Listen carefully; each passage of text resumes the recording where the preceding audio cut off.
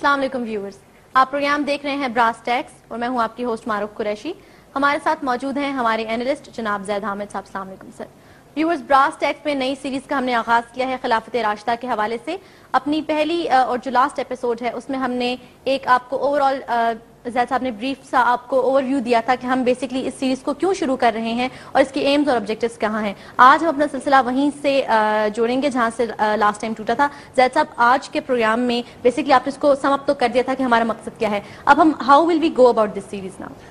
دیکھیے مارو، خلافت راشدہ کے حوالے سے یہ سیریز ہمارا شروع کرنے کا مقصد کیا ہے.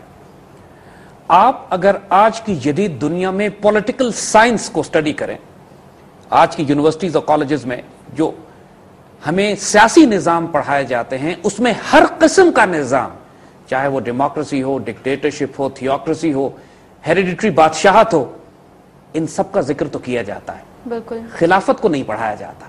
Absolutely. ایک وجہ ہے، ایک ریزن ہے کہ ڈیلیبریٹلی جان بوجھ کر خلافت کے تصور کو لوگوں کی کلیکٹیو ذہنیت سے، فکر سے، سوچ سے، معاشرے سے غائب کرنے کی ایک ڈیلیبریٹ کنسپریسی آف سائلنس ہے. جس طرح اکنامک ٹیررزم کے پروگرام میں ہم نے کہا تھا کہ اس ماڈرن سود اور ربا کے نظام کی جو حقیقت ہے ڈیلیبریٹلی ہماری کتابوں میں، ہماری یونیورسٹیز اور کالجز میں نہیں پڑھائی جاتی، تاکہ کسی کو یہ نہ معلوم ہو کہ یہ پیپر کرنسی بیسڈ ربا کا سود کا نظام جو دنیا میں اس وقت قائم ہے انسانوں کو غلام کس طرح بناتا ہے. کہ یہ پورا نظام، یہ اس کا میڈیا، اس کے WMD weapons of mass deception, دھوکہ دینے کے جو وسائل اور ذرائع انہوں نے اس دنیا میں آج قائم کیے ہیں میڈیا کے ذریعے، اس کے ذریعے یہ انسانیت کو گمراہ رکھتے ہیں.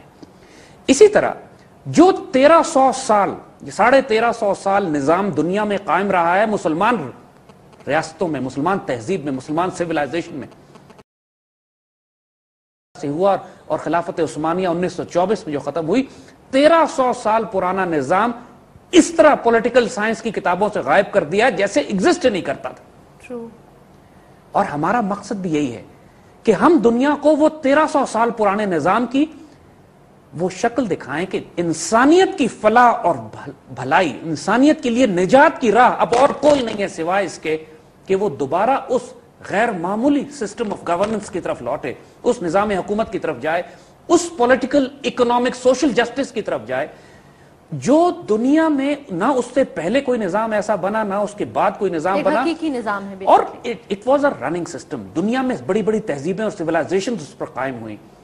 اس کا آغاز خلافت راشدہ سے ہوتا ہے، جو اپنی پیورسٹ فارم میں، اپنی موسٹ آئیڈیلسٹ فارم میں، اپنی انتہائی پاکیزہ اور مطہر شکل میں، جو پہلے 30 سال تقریباً جو نظام قائم ہوا، اور بعد میں آنے والی تمام مسلمان تہذیبیں اس کی اثرات کے تحت قائم ہوتی رہیں. Right. ہر مسلمان سیولائزیشن، چاہے بنو امیہ تھی، بنو عباس بنی، اندلوسیہ میں خلافت عثمانی بنی، وہ سب اپنا روحانی تعلق خلافت راشدہ سے ہی جوڑتے تھے، کیونکہ یہ ساری حکومتیں بھی خلافت ہی کہلاتی تھی. آج بھی اگر آپ دیکھیے کہ مسلمانوں کی کلیکٹیو سائیکی میں، ہم پاکستانیوں کی بھی جو اجتماعی میموری ہے، کلیکٹیو سائیکی ہے، اس میں خلافت کو ہم بھلا نہیں سکیں. بغیر سوچے سمجھے ہم بہت سے لفظ ایسے استعمال کرتے ہیں جن کا تعلق خلافت سے ہوتا ہے. مثال کے طور پر کسی ملک کے کیپٹل کا ذکر کرنا تو ہم کہتے ہیں اس کا دارالخلافہ. بالکل. دارالخلافہ کا مطلب ہے کہ خلافت کا مرکز. اسلام آباد پاکستان کا دارالخلافہ ہے، حالانکہ خلافت قائم نہیں ہے، لیکن اسلام آباد کو دارالخلافہ کہا جاتا ہے، اس لیے کہ ہماری میموری میں یہ بات، ہماری کلیکٹیو میموری میں، ہماری گفتگو، ہماری تاریخ میں یہ بات پیوستہ ہے کہ ہم اپنے آپ کو خلافت سے الگ نہیں کر سکتے. ہماری روٹس ہیں وہاں کی. تو خلافت راشدہ کے اس نظام کو پاکستان کی 60 سالہ تاریخ میں کبھی سٹڈی نہیں کیا گیا. پوری دنیا کے ایکڈیمک انوائرمنٹ سے، میڈیا سے خلافت کو تو انہوں نے نکال ہی دیا. کوئی مسلمان، شاید ہی کوئی چند ایک سیاسی جماعتیں دنیا میں ہیں کہ جو خلافت کی بات کرتی ہیں، ورنہ کسی مسلمان حکومت، پریکٹیکلی مسلمان حکومتوں کے ہاں خلافت کا نام لینا actually it's an offense which they could be sentenced to death for. یعنی مڈل ایسٹ میں، عرب ممالک میں، دوسرے تمام ممالک میں جہاں بادشاہتیں قائم ہیں، ڈکٹیٹرشپ قائم ہے، اگر آپ خلافت کا نام بھی لیں تو آپ کو سزائے موت دی جا سکتی ہے. اور اللہ اتنی شدت سے. دوسری طرف نیوکون، ایوانجلیکل کرسچن زائنسٹ، جارج بش خود اپنی تقریروں میں کہتا کہ ہم کسی صورت میں دنیا میں خلافت کا نظام دوبارہ قائم نہیں ہونے دیں گے، کیونکہ ان کی جان اور روح نکلتی ہے اس تصور سے کہ ایک ہو مسلم حرم کی پاسبانی کے لیے نیل کے ساحل سے لے کر تابہ خاک کاشغر. ان کی اسٹریٹجی میں ہی یہ، ان کی پوری हिकमत, इनके पूरी plan for the 21st century ये है कि इंसानियत को छोटे छोटे ग्रोहों और कौमों में तकसीम किया जाए। और मुसलमानों को जो हज पैगाम देता है हमारा, अल्लामा इकबाल का बड़ा खूबसूरत शेर है कि मक्के ने दिया पैगाम जनेवा को, जमीयत अक़वाम या जमीयत इंसान, कौमों में तकसीम करना है या इंसानियत को इकट्ठे करना है। क्योंकि जब आप हज पे जाते हैं तो आप वहां ये देखते हैं कि तमाम दुनिया के इंसान, उनका लिबास भी एक होता है, कोई जबान, रंग, नस्ल की कैद नहीं होती। एक ऐसा मुसलमानों का इज्तिमा होता है कि दुनिया उसकी मिसाल कायनात में कहीं पेश नहीं कर सकती। 40 लाख मुसलमान एक इमाम की अजान पे अल्लाह अकबर रुकू सुजूद करते हैं। एक ऐसा डिसिप्लिन होता है और दुनिया के तमाम तासुबात जिसकी बुनियाद पर इन्होंने इंसानों को आज तकसीम किया हुआ है वो वहां खत्म हो जाते हैं। वहां इंसानियत अपने प्योरेस्ट फॉर्म में मौजूद होती है। और इस प्योरेस्ट फॉर्म की अगर एक सिविलाइजेशन बना दी जाए, तहजीब बना दी जाए जो चीन से लेकर यूरोप तक फैली हो और यूरोप से लेकर यमन तक फैली भी हो, तो उस तहजीब का नाम खिलाफत राशिदा। और खिलाफत राशिदा को हम इसलिए भी स्टडी करेंगे कि इंशाल्लाह आने वाले वक्तों में अगर मुस्लिम पॉलिटिकल थॉट प्रोसेस की बात की जाती है, आजकल मुसलमान दुनिया में शदीद बहस चल रही है कि हम डेमोक्रेसी हो, बादशाहते हो, डिक्टेटरशिप हो, कंट्रोल डेमोक्रेसी हो, कैपिटलिज्म, कम्युनिज्म, कौन सा निजाम हम, तो खिलाफत की बात क्यों नहीं करते? Let's talk about this option also, discuss तो करके देखें। फ्रीडम ऑफ एक्सप्रेशन और स्पीच की बात करते हैं, खिलाफत पे क्यों जबान बंद हो जाती है? जिस तरह पूरे यूरोप और अमेरिका में हर किस्म का फ्रीडम ऑफ एक्सप्रेशन की बात है, लेकिन आप ये बात नहीं कर सकते कि 60 लाख यहूदी मरा भी था सेकंड वर्ल्ड वॉर में कि नहीं, हॉलोकॉस्ट हुआ भी था कि नहीं। हॉलोकॉस्ट को चैलेंज करने पे ही जेल हो जाती है, आपको एकेडमिक डिस्कशन ही नहीं कर सकते। इन ज़ायनिस्ट ने सिस्टम्स अपने ऐसे बनाए हुए हैं कि सब खुराफात और ढकोसला और धोखा कि freedom of expression, freedom of speech, जो चाहे बात करें, दीन को बेआबरू करने के लिए, अंबिया की शान में गुस्ताखी करने के लिए, ब्लास्फेमी करने के लिए तो फ्रीडम ऑफ एक्सप्रेशन है। लेकिन ये इस बात के लिए फ्रीडम ऑफ एक्सप्रेशन नहीं है कि आप खिलाफत पर बात करें, इस बात के लिए फ्रीडम ऑफ एक्सप्रेशन नहीं है कि आप यहूदियों को चैलेंज करें कि 60 लाख तो मरे नहीं थे, तुम फ्रॉड करते हो दुनिया के साथ। इस पर फ्रीडम ऑफ एक्सप्रेशन नहीं है। इस बात की फ्रीडम ऑफ एक्सप्रेशन है कि आप बेहिजाब, बेलिबास फिर सकते हैं, लेकिन स्कार्फ लेने पे मुसलमान बच्चियों को कत्ल कर दिया जाता है। और फ्रांस में और बड़े बड़े जदीद मुल्कों में पाबंदियां हैं कि हिजाब लेके मुसलमान बच्चियां अपनी यूनिवर्सिटीज और कॉलेजेस में नहीं जा सकती, इंस्टीट्यूशंस में नहीं जा सकती। इन लोगों के मुनाफिक लोग हैं, ये मुनाफिक तहजीबें हैं। ये इन लोग, जितना खून इनके हाथों पे लगा हुआ, जितनी इंसानियत को तकलीफ इनसे पहुंची है, इंसान ने कभी इनसे बड़ी वहशी दरिंदे सिविलाइजेशन नहीं देखी। जो इकबाल ने जिस तरह इन सिविलाइजेशन और इन तहजीबों को एक्सपोज किया है, जिस तरह मॉडर्न डेमोक्रेसी को, जिस तरह मॉडर्न डिक्टेटरशिप को, वो सब हम आगे डिस्कस करेंगे। लेकिन मकसद हमारा खिलाफत राशिदा का ये था कि प्राइमरली वो दौर कि जिसमें सैयदना अबू बकर सिद्दीक, सैयदना उमर, सैयदना उस्मान और सैयदना अली रिज़वानुल्लाह अजमईन का जो पीरियड है, जो 30 साल का, उस पीरियड को हम उसकी रूह, उसकी विजडम, उसका कंपैरिजन करें आज के जदीद दौर के पॉलिटिकल साइंस के सिस्टम्स के साथ, ताकि इंसानों को अंदाजा तो हो कि हम किसकी बात कर रहे हैं। हमें जो ये कह दिया जाता है कि वो पत्थर के जमाने में ले जाएंगे वापस लोगों को, 1400 साल पहले के निजाम आज कैसे होगा, जरा आंख खोल के होश से देखो, उससे ज्यादा जदीद और फ्यूचरिस्टिक सिस्टम कायनात में बने ही नहीं है। उसका अगर 1% भी तुम आज इंप्लीमेंट कर लो तो ये दुनिया जन्नत बन जाएगी। Absolutely, very true. तो इस वजह से we are going to continue with खिलाफत राशिदा सीरीज। ये हमारी विजडम है और ये तवील सीरीज चलेगी इंशाल्लाह, क्योंकि हम उसमें जगह जगह कंपैरिजन देंगे मॉडर्न सिस्टम्स के साथ। और इस मॉडर्न सिस्टम्स को धेड़ के रख देंगे इंशाल्लाह कि इनका नापाक चेहरा लोगों के सामने आ जाए कंपेयर टू उस पुरनूर बाबरकत चेहरे का। नहीं है लोगों के पास, अभी तक लोगों को पता ही नहीं है। हम सिवाय अकीदत के, हम अकीदत में पढ़ लेते हैं कि 4 खुलफाए राशिदीन थे, मगर निजाम क्या था वहां पे ये हमें किसी को नहीं मालूम। True. And for our new generation, for our future generations, कि कम से कम जहन तो खोलो, जिन्होंने कमान संभालनी आगे जाके, they should be knowing all this. इंसान अपने फैसले भी अगर करे तो शऊर की बुनियाद पर करे ना, कंपैरिजन भी मैच्योर हो, जानो तो सही कि वो था क्या, फिर फैसला करो कि जमहूरियत चाहिए या डिक्टेटरशिप चाहिए, बादशाहत चाहिए या थियोक्रेसी चाहिए या फिर खिलाफत चाहिए। ये उनके खिलाफ, इट डज नॉट मैटर कि जो हम जिस चीज की बात कर रहे हैं आज के दौर में, आप इसको खिलाफत का नाम ना भी दें। खिलाफत, ये आज के सिस्टम का अगर हम नाम, बादशाह का नाम खलीफा रख दे तो उससे खिलाफत का निजाम तो नहीं कायम हो जाएगा। खिलाफत तो एक निजाम का नाम है जिसके कुछ क्राइटेरियाज हैं, कुछ क्रेडेंशियल्स हैं, जिसमें कुछ खास किस्म का अदल होता है, जिसमें कुछ खास किस्म का इखलाकी मयार होता है। आप उन मयारों को कायम कीजिए। वो मयार तो ऐसे हैं कि जिसपे कायनात का कोई शख्स डिस्प्यूट कर ही नहीं सकता कि खलीफा, उसकी अकाउंटेबिलिटी होनी चाहिए, कंसेंसस होना चाहिए, राय होना चाहिए, इजमा होना चाहिए, कंसेंसस हो, लोगों के साथ अदल हो, इंसाफ हो, गरीबों, यतीमों, बेवाओं का ध्यान किया जाए, सोशल वेलफेयर स्टेट हो। किसको बुरी लगती है ये बातें? लेकिन इस सारे निजाम को जब आप कन्वर्ज करते हैं एक रूहानी तसव्वुर के साथ کیونکہ خلافت اتنا مختلف کانسیپٹ ہے آج کے پولیٹیکل سائنس کانسیپٹ سے کہ آپ ماڈرن کسی ڈیفینیشن کو سامنے رکھتے ہوئے خلافت کو سمجھ ہی نہیں سکتے.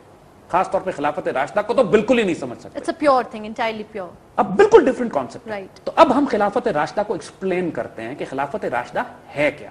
خلافت راشدہ کے حوالے سے سب سے پہلے خلیفہ سیدنا ابو بکر، سیدنا عمر، سیدنا عثمان اور سیدنا علی. علماء یہ کہتے ہیں، اسکالرز یہ کہتے ہیں کہ ماشاءاللہ یہ جو سیکوینس تھا ان چاروں بزرگوں کا کہ پہلے کون خلیفہ بنے گا، پھر دوسرے کون آئیں گے، اور تیسرے کون آئیں گے، اور چوتھے کون آئیں گے، یہ بذات خود اللہ کی مرضی اور منشا میں شامل ہے اور اس کا اشارہ ہمیں قرآن میں بھی ملتا ہے. دس از دا فیسنیٹنگ پارٹ آف دس. قرآن پاک میں ایک بہت خوبصورت آیت ہے کہ جو حضور صلی اللہ علیہ وآلہ وسلم کے اصحاب کی ڈیفینیشن دیتی ہے کہ حضور کے صحابیوں کی صفات کیا ہیں، ایٹریبیوٹس کیا ہیں. بسم اللہ الرحمن الرحیم. محمد رسول اللہ والذین معہ اشداء الکفار رحماء بینہم تراہم رکعا سجدا. وہ ایک آیت چلتی ہے پوری، حضور کے صحابہ کے ایٹریبیوٹ، صفات ہیں. یہ ہم سب مانتے ہیں، تمام تاریخ دان مانتے ہیں کہ سب سے زیادہ وقت حضور کے ساتھ سیدنا ابوبکر صدیق رضی اللہ تعالیٰ عنہ نے گزارا. اس کے بعد یہ سب مانتے ہیں کہ دین کے معاملے میں شدت، دین کے معاملے میں سب سے زیادہ مضبوطی کا مظاہرہ کرنے والے سیدنا عمر رضی اللہ تعالیٰ. یہ سب مانتے ہیں کہ سب سے نرم دل سیدنا عثمان، اور یہ سب مانتے ہیں کہ سب سے زیادہ زہد اور تقوی میں اور معرفت میں عروج پہ سیدنا علی رضی اللہ تعالیٰ عنہ. اور یہ جو سیکوینس دیا ہے حضور کے صحابہ کا، محمد رسول اللہ، حضور صلی اللہ علیہ وسلم اللہ کے رسول ہیں، والذین معہ جو ان کے ساتھ ہیں، یعنی حضرت ابوبکر صدیق، بالکل اشداء الکفار، وہ کفار پر شدید ہیں.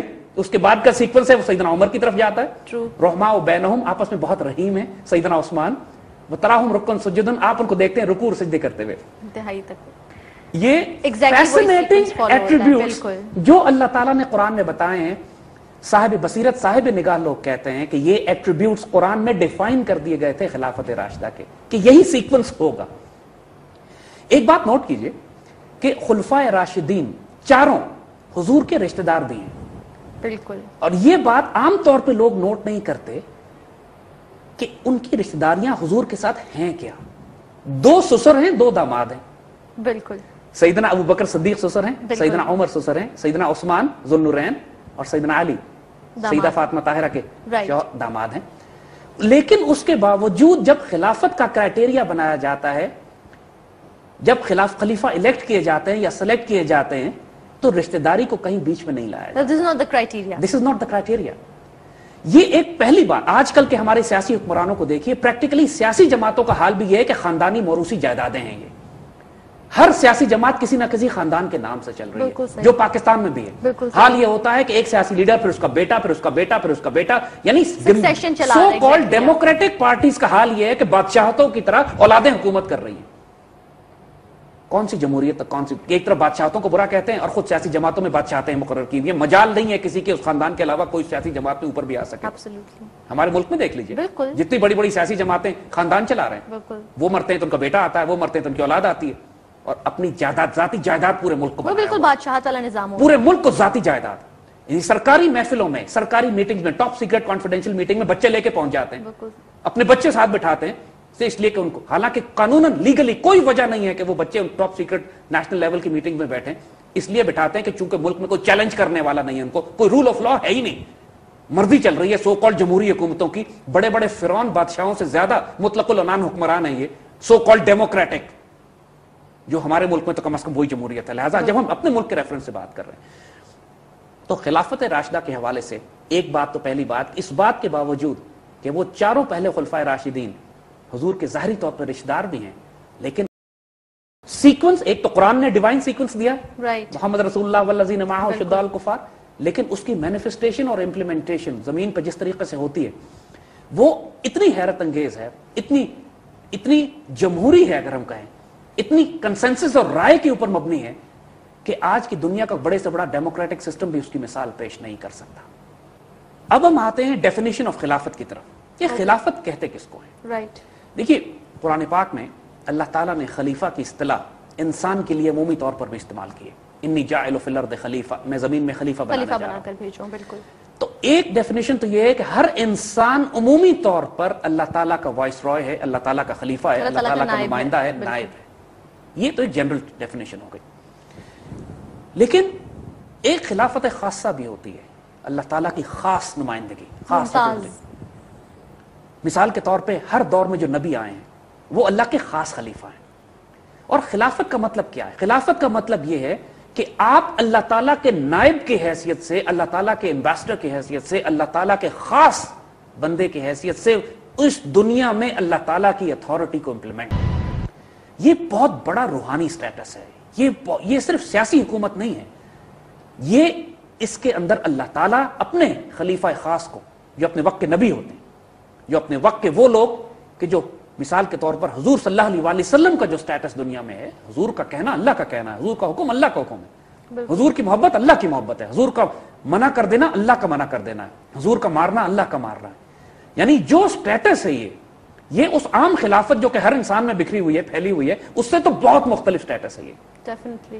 اور یہ خلافت خاصہ، ہم جس خلافت کی بات کر رہے ہیں، ہم جس خلافت، وہ that is this particular status, خلافت خاصہ، یعنی وہ خلافت جس کے اندر حضور صلی اللہ علیہ وسلم کی ذات مبارک میں جو چیز آپ خاص نوٹ کریں گے، یا جو انبیاء میں خاص بات ہوتی ہے کہ 3 بڑے بڑے سلسلے اس ذات میں جمع ہو جاتے ہیں.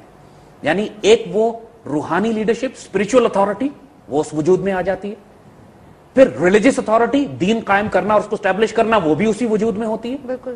اور پھر پولیٹیکل اتھارٹی، سیاسی حکومت، وہ بھی اس وجود میں جمع ہو جاتی ہے. یہ دینی، روحانی اور سیاسی قیادتیں جب ایک مرکز پر جمع ہوتی ہیں تو وہ وجود اللہ تعالیٰ کا خلیفہ خاص، یعنی خاص خلافت جو ہے، اللہ کا خلیفۃ اللہ فی الارض کی جو خاص ڈیفینیشن ہے، وہ پھر اللہ کے نبی صلی اللہ علیہ وسلم کی شان. اس بات کو مزید ڈیفائن اس طرح کرتے ہیں کہ جب سیدنا ابو بکر صدیق رضی اللہ تعالی عنہ خلیفۃ الرسول، خلیفہ منتخب ہوئے، تو کچھ صحابہ نے آج کے آپ سے کہا کہ مبارک ہو، آپ دنیا میں خلیفۃ اللہ ہو گئے. تو حضرت ابو بکر صدیق نے ان کی کریکشن کی کہ میں خلیفۃ اللہ نہیں ہوا، میں خلیفۃ الرسول ہوا. یعنی اب میں نمائندہ ہوں رسول کا، خلیفۃ اللہ خلیفہ. اب جو بھی خلافت آگے چلے گی وہ خلافت رسول کی خلافت صلی اللہ علیہ وسلم. حضرت ابو بکر صدیق کو تو کہتے ہی خلیفۃ الرسول ہے.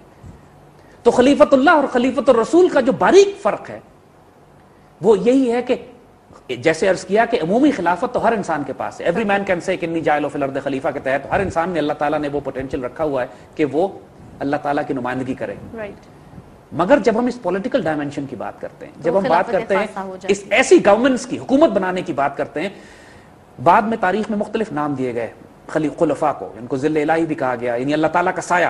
جب ہم پاکستان کے بارے میں کہتے ہیں نا سایہ خدا ذوالجلال، زمین پہ اللہ تعالیٰ کا سایہ اس کے اوپر ہے اور اللہ کا سایہ، تو خلیفہ کے لیے لفظ لوگوں نے بعد میں ذل الہی بھی استعمال کیے.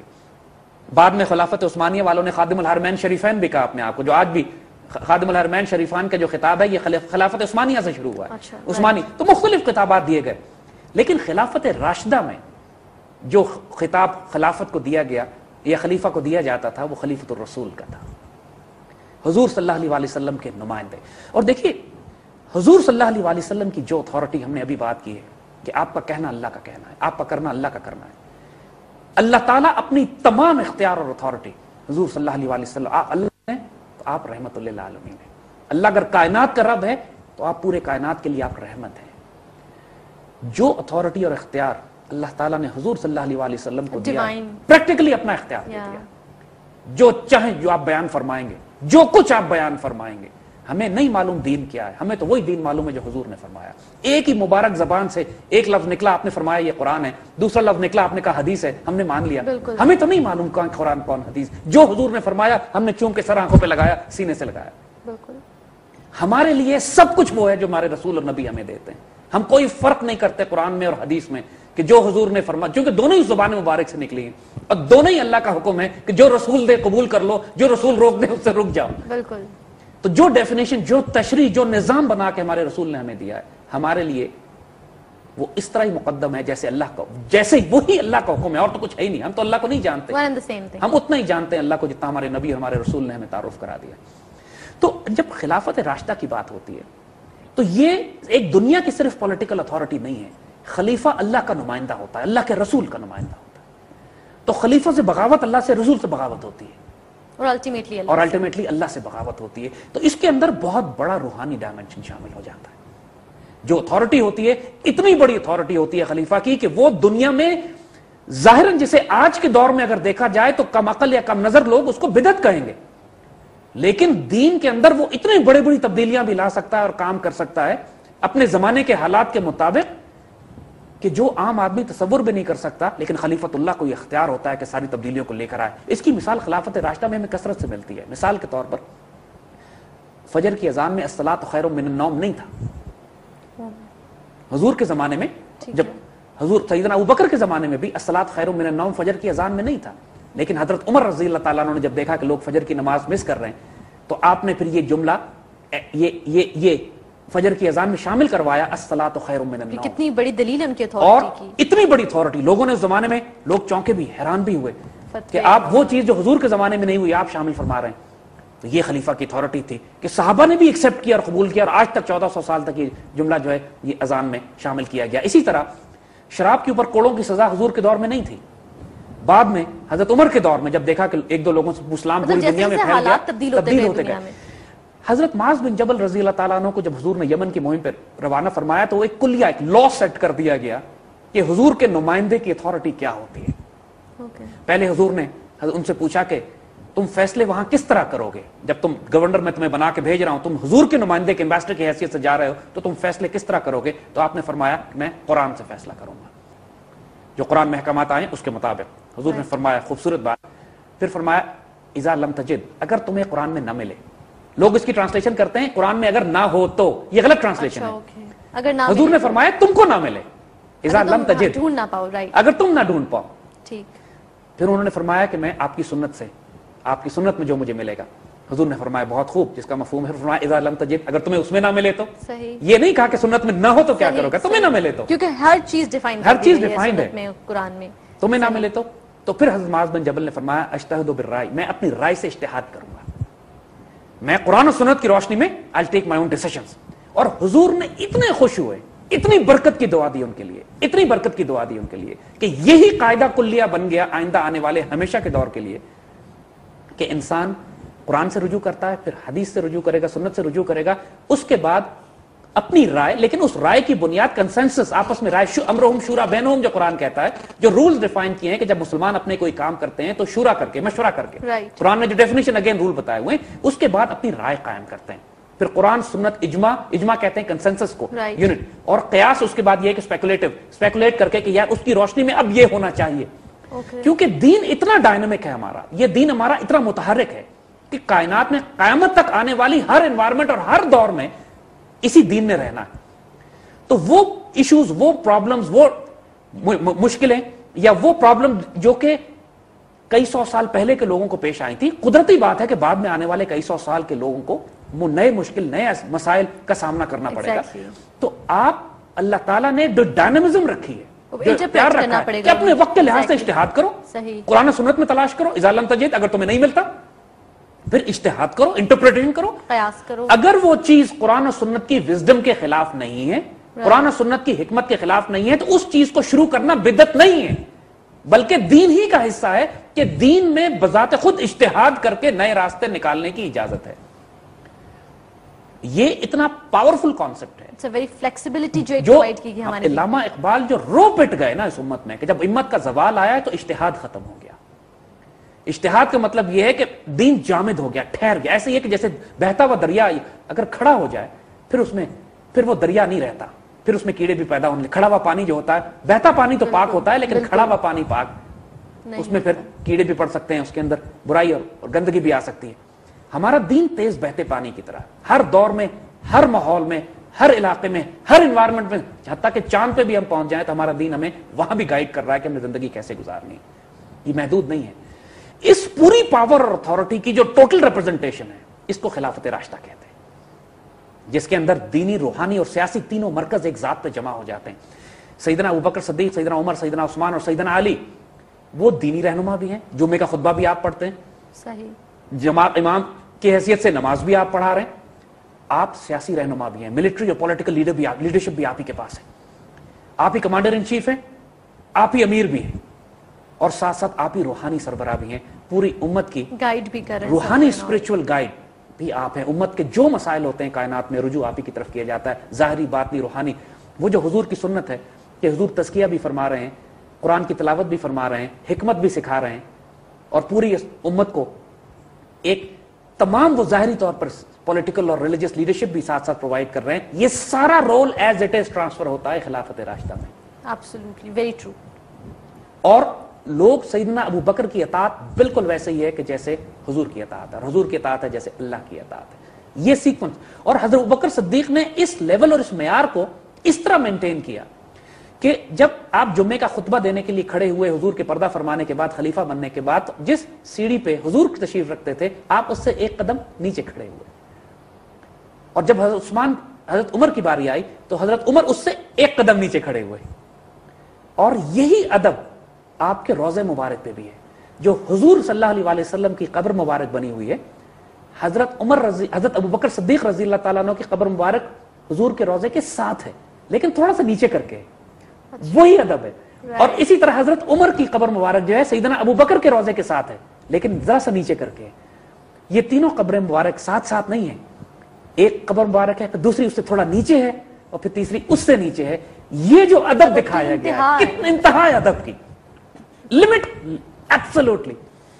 और ये सियासी लीडर्स का ताल्लुक नहीं है आपस में, ये नबी और उम्मती का, ये खलीफत और रसूल और हुजूर के उम्मती का ताल्लुक है आपस में। इतना फैसिनेटिंग कॉन्सेप्ट है ये कि जहां पे अपनी जान, माल, इज्जत और आबरू कुर्बान की जाती है रसूल पे, और अपना सब कुछ कुर्बान किया जाता है उस खलीफत और रसूल पे कि जो हुजूर के नुमाइंदे की हैसियत से तशरीफ लाते हैं। उनका वही रिस्पेक्ट उनकी मौजूदगी में सहाबा किया करते। तो ये एक हैरत अंगेज कॉन्सेप्ट कि खिलाफत राशिदा एक इमोशनल, एक स्पिरिचुअल, एक रिलीजियस, एक पॉलिटिकल कन्वर्जेंस, दुनिया का कोई पॉलिटिकल और इकोनॉमिक मॉडल इसकी मिसाल नहीं दे सकता कि जहां पे हुक्मरान रिलीजियस लीडर भी हो, स्पिरिचुअल लीडर भी हो, पॉलिटिकल लीडर भी हो, मिलिट्री लीडर भी हो, और सब कुछ कन्वर्ज करता, और सब कुछ होते हुए अल्लाह के रसूल का खलीफा भी हो, और उसका होने, उसके हां या ना में अल्लाह की मर्जी, अल्लाह के रसूल की मर्जी शामिल हो। जुल्करनैन की मिसाल जो कुरान में दी जाती है, जो बादशाह बहुत बड़े गुजरे हैं, वो यही अथॉरिटी ऑलमोस्ट है। जब वो कहते हैं कि मैं दुनिया में जिसको सजा दूंगा, आखिरत में अल्लाह उसको सजा देगा, जिसको मैं दुनिया में रहम जिस पे करूंगा, अल्लाह आखिरत में उस पर रहम करेगा। एब्सोल्यूट अथॉरिटी अल्लाह की, अल्लाह के उस वली बादशाह के हाथ में थी जो जुल्करनैन के नाम से। वो अथॉरिटी और ताकत और इख्तियार जब हुजूर के खुलफा के पास, हुजूर के उशाक के पास, हुजूर के नुमाइंदों के पास तकसीम होती है, इसको खिलाफत राशिदा कहते हैं। मॉडर्न पॉलिटिकल थॉट प्रोसेस में इससे ज्यादा डायनामिक, एडवांस, इससे ज्यादा फ्यूचरिस्टिक सिस्टम वजूद में नहीं रखता। आज भी हमने इसका बैकग्राउंड, इसका फिलोसॉफिकल कॉन्सेप्ट डिस्कस किया, आइंदा इसके सिस्टम्स को डिस्कस करेंगे इंशाअल्लाह। दिस इज खिलाफत राशिदा। थैंक यू ज़ैद साहब। व्यूअर्स, ब्रास टैक्स की सीरीज की सेकंड एपिसोड आज यहीं पर खत्म होती है। हमने आपके लिए खिलाफत राशिदा को ओवरऑल डिफाइन भी किया है, उसकी जितनी डेफिनेशंस जो थी दी हैं, और सम अप करने की कोशिश की है इस पूरे कॉन्सेप्ट को। आइंदा आने वाली एपिसोड्स में ज़ैद साहब मजीद इस बारे में गुफ्तगू करेंगे। तब तक के लिए इजाजत दीजिएगा। अल्लाह हाफ़िज़।